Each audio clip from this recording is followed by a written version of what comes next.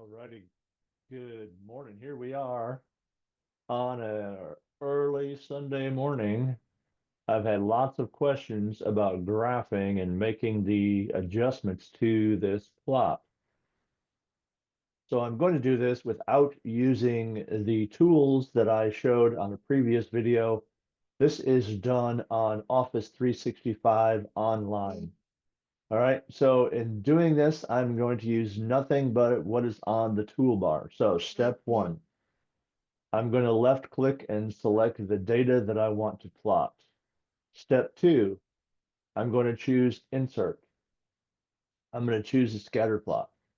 Now that I have a scatter plot, I'm going to adjust it to a proper size to fit in my graph and, or rather in my Excel sheet. And next, I'm going to click on the scatter plot itself. You see I've highlighted the dots.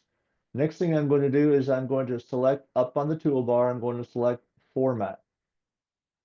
Now I'm going to choose a trend line. Trend line 1, click it on.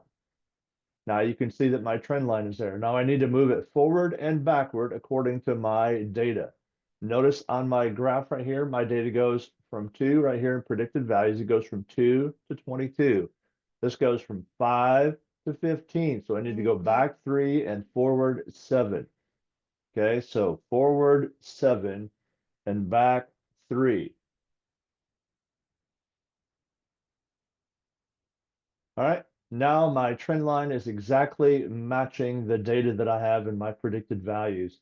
Next, I'm going to choose equation and values, and I now have my equation on my chart, okay, on my trend line. Next, if I want to include my horizontal and toolbar, I can do that. I can do other things. I can mess with the graph in whichever way I need to from here on out. But that takes care of the trend line. You can work with the vertical axes and other things here. You can just play around with that. You now have the trend line, you have the equation, you have everything you need to adjust to and match the predicted values. And that is it. Thank you, everybody. Take care. Bye.